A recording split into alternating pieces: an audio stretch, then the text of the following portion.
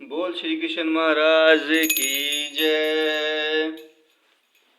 श्रीमन नारायण नारायण नारायण, भजमन नारायण नारायण नारायण। श्रीमन नारायण नारायण नारायण, श्रीमन नारायण नारायण नारायण। बोल श्री कृष्ण महाराज की जय। श्रीमद् भागवत गीता सार अध्याय 2। गुणात्मक दृष्टि से परमात्मा का अनुवंश परम से अभिन्न है। वह शरीर की भांति विकारी नहीं है। कभी कभी आत्मा को स्थायी या कुत्सित कहा जाता है। शरीर में 6 प्रकार के रूपांतर होते हैं। वह माता के गर्भ से जन्म लेता है, कुछ काल तक रहता है, बढ़ता है, कुछ परिणाम उत्पन्न करता है, धीरे धीरे क्षीण होता है और अंत में समाप्त हो जाता है। किंतु आत्मा में ऐसे परिवर्तन नहीं होते। आत्मा अजन्मा है, किंतु चूंकि वह भौतिक शरीर धारण करता है, अंत शरीर जन्म लेता है। आत्मा न तो जन्म लेती है न मरता है। जिसका जन्म होता है उसकी मृत्यु भी होती है। और चूंकि आत्मा जन्म नहीं लेता, अंत उसका न तो भूत है, न वर्तमान, न भविष्य। वह नित्य, शाश्वत तथा सनातन है, अर्थात उसके जन्म लेने का कोई इतिहास नहीं है। हम शरीर के प्रभाव में आकर आत्मा के जन्म मरण आदि का इतिहास खोजते हैं। आत्मा शरीर की तरह कभी भी वृद्ध नहीं होता। अंत तथा कथित वृद्ध पुरुष भी अपने में बाल्यकाल या युवावस्था जैसी अनुभूति पाता है। शरीर के परिवर्तनों का आत्मा पर कोई प्रभाव नहीं पड़ता। आत्मा वृक्ष या किसी अन्य भौतिक वस्तु की तरह क्षीण नहीं होता। आत्मा की कोई उपस्थिति नहीं होती। शरीर की उपस्थिति संतानें हैं और वे भी विशिष्ट आत्माएं हैं, और शरीर के कारण वे किसी न किसी की संतानें प्रतीत होते हैं। शरीर की वृद्धि आत्मा की उपस्थिति के कारण होती है, किंतु आत्मा के ना तो कोई उपवृद्धि है और ना ही उसमें कोई परिवर्तन होता है। अंत आत्मा शरीर के 6 प्रकार के परिवर्तन से मुक्त है। कठोपनिषद में इसी तरह का एक श्लोक आया है। ना जायते मृते वा विपश्चिन् नाय कुटशित बभूव कश्यति, अजो नित्य शास्त्रो पुराणो न हन्यते हन्यमाने शरीरे। इस श्लोक का अर्थ तथा तात्पर्य भगवत गीता के श्लोक जैसा ही है, किंतु इस श्लोक में एक विशिष्ट शब्द विपश्चित का प्रयोग हुआ है, जिसका अर्थ है विद्वान या ज्ञान में है। आत्मा ज्ञान से या चेतना से सदैव पूर्ण रहता है। अंत चेतना ही आत्मा का लक्षण है। यदि कोई हृदय स्वस्थ आत्मा को नहीं खोज पाता, तब भी वह आत्मा की उपस्थिति को चेतना की उपस्थिति से जान सकता है। कभी कभी हम बादलों या अन्य कारणों से आकाश में सूर्य को नहीं देख पाते, किंतु सूर्य का प्रकाश सदैव विद्यमान रहता है। अंत हमें विश्वास हो जाता है कि यह दिन का समय है। प्रातः काल जो ही आकाश में थोड़ा सा सूर्य प्रकाश दिखता है, वह हम समझ जाते हैं कि सूर्य आकाश में है। इसी प्रकार चूंकि शरीरों में चाहे प्रभु के हो, चाहे पशु के हो या पुरुषों के, कुछ न कुछ चेतना रहती है। अंत हम आत्मा की उपस्थिति को जान लेते हैं, किंतु जीव की यह चेतना परमेश्वर की चेतना से भिन्न है, क्योंकि परम चेतना तो सर्वज्ञ है, भूत वर्तमान तथा भविष्य के ज्ञान से पूर्ण। विशिष्ट जीव की चेतना विस्मरणशील है। जब वह अपने वास्तविक स्वरूप को भूल जाता है, तो उसे कृष्ण के उपदेशों से शिक्षा तथा प्रकाश और बोध प्राप्त होता है। किंतु कृष्ण विस्मरणशील जीव नहीं है। यदि वे ऐसे होते तो द्वारा दिए गए भगवद गीता के उपदेश व्यर्थ होते। आत्मा के दो प्रकार होते हैं, एक तो अणु आत्मा और दूसरा विभू आत्मा। कठोपनिषद में इसकी पुष्टि इस प्रकार हुई है, अणो मीना महतो महियान आत्मा से ज्योति निर्दहो गुहाणाम तम कृतम पश्यति वीत शोको धातु प्रसादन महिमान मत मन।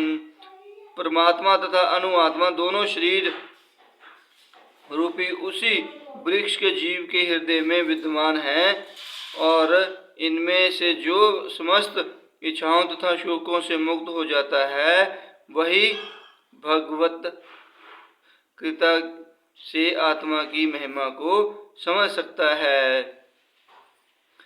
कृष्ण परमात्मा के ही अधगम है, जैसा कि अगले अध्याय में बताया जाएगा, और अर्जुन अणु आत्मा के समान है जो अपने वास्तविक स्वरूप को भूल गया है।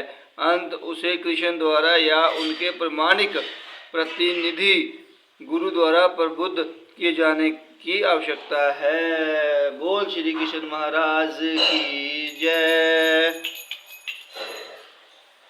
विदा विनाशी नित्य एन मजम व्यवम कथन स पुरुष पार्थ घातयति हतिकम।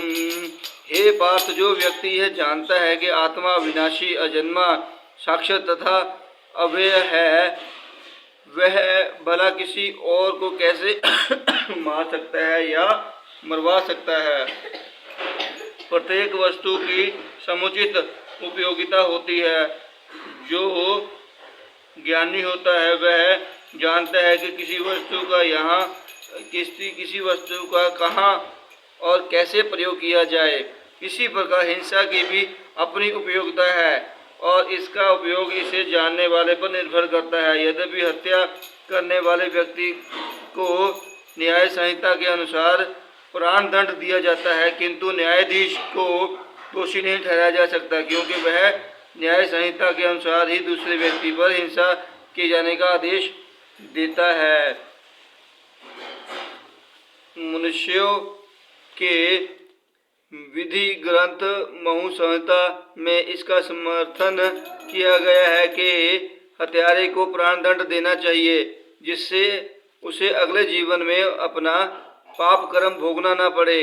अंत राजा द्वारा हत्यारे को फांसी का दंड एक प्रकार से लाभप्रद है। इस प्रकार जब कृष्ण युद्ध करने का आदेश देते हैं तो यह समझना चाहिए कि यह हिंसा परम न्याय के लिए है, और इस तरह अर्जुन को इस आदेश का पालन यह समझकर करना चाहिए कि कृष्ण के लिए क्या किया गया है। युद्ध हिंसा नहीं है, क्योंकि मनुष्य या दूसरे शब्दों में आत्मा को मारा नहीं जा सकता। अंत न्याय के हेतु तथाकथित हिंसा की अनुमति है। शल्य क्रिया का प्रयोजन योगी को मारना नहीं अपितु उसको स्वस्थ बनाना है। अंत कृष्ण के आदेश पर अर्जुन द्वारा किया जाने वाला युद्ध पूरे ज्ञान के साथ हो रहा है, उससे पाप फल की संभावना नहीं है। बोल श्री कृष्ण महाराज की जय। वाशासी जीवाणत यथा विहाय नवानि गृहांति नरो प्राणी तथा शृणानि विहाय जीर्णा न्यायानि संयाति नवानि देहि। जिस प्रकार मनुष्य पुराने वस्त्रों को त्याग कर नए वस्त्र धारण करता है, उसी प्रकार आत्मा पुराने तथा व्यर्थ के शरीरों को त्याग कर नवीन भौतिक शरीर धारण करता है। बोल श्री कृष्ण महाराज की जय।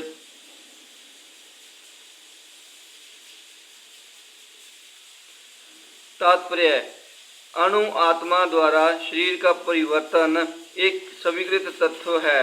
आधुनिक विज्ञानजक तक जो आत्मा के अस्तित्व पर विश्वास नहीं करते, पर साथ ही हृदय से शक्ति साधन की व्याख्या भी नहीं कर पाते, उन परिवर्तनों को स्वीकार करने को बाध्य है। जो बाल्यकाल से कुमारावस्था और फिर तरुणावस्था तथा वृद्धावस्था में होते रहते हैं। वृद्धावस्था से यही परिवर्तन दूसरे शरीर में स्थानांतरित हो जाता है। इसकी व्याख्या एक पिछले श्लोक में की जा चुकी है। अणु आत्मा का दूसरे शरीर में स्थानांतरण परमात्मा की कृपा से संभव हो पाता है। परमात्मा अणु आत्मा की इच्छाओं की पूर्ति उसी तरह करते हैं जिस प्रकार एक मित्र दूसरे की इच्छा पूर्ति करता है। मुंडक तथा श्वेतावस्त्र उपनिषदों में आत्मा तथा परमात्मा की उपमा दो मित्र पक्षियों से दी गई है जो एक ही वृक्ष पर बैठे हैं। इनमें से एक पक्षी वृक्ष के फल को खा रहा है और दूसरा पक्षी अपने मित्र को देख रहा है। यद्यपि दोनों पक्षी समान गुण वाले हैं, किंतु इनमें से एक भौतिक वृक्ष के फलों का पर मोहित है, किंतु दूसरा अपने मित्र के कार्यकलापों का साक्षी मात्र है। कृष्ण साक्षी पक्षी है और अर्जुन फल भोक्ता पक्षी। यद्यपि दोनों मित्र हैं, किंतु फिर भी एक स्वामी है और दूसरा सेवक है। अणु आत्मा द्वारा इस संबंध की विस्मृति ही उसके एक वृक्ष से दूसरे पर जाने या एक शरीर से दूसरे में जाने का कारण है। जीवात्मा पराकृत शरीर रूपी वृक्ष पर अत्यधिक संघर्षशील है, किंतु यूं ही वह दूसरे पक्षी को परम गुरु के रूप में स्वीकार करता है। जिस प्रकार अर्जुन कृष्ण का उपदेश ग्रहण करने के लिए स्वेच्छा से उनकी शरण में जाता है, त्यों ही परतंत्र पक्षी तुरंत सारे शोकों से विमुक्त हो जाता है। मुंडक उपनिषद तथा श्वेताश्वर उपनिषद समान रूप से इसकी पुष्टि करते हैं। बोल श्री कृष्ण महाराज की जय। समाने वृक्षे पुरुषो निमग्नो शिष्य सोचति मुहवान जुष्ट यदा पश्यत यतमीश मम से मेहमान मिति वित शोक।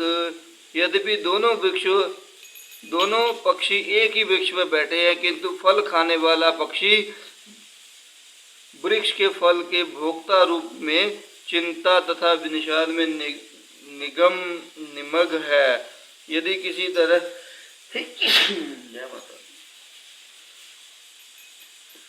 बोल श्री कृष्ण महाराज की जय। यदि किसी तरह वह अपने मित्र भगवान की ओर उन्मुख होता है तो उनकी महिमा को जान लेता है, तो वह कष्ट भोगने वाला पक्षी तुरंत समस्त चिंताओं से मुक्त हो जाता है। अब अर्जुन ने अपना मुख अपने साक्षात मित्र कृष्ण की ओर फेरा और उनसे भगवत गीता समझ रहा है। इस प्रकार वह कृष्ण से श्रवण करके भगवान की परम महिमा को समझकर शोक से मुक्त हो सकता है।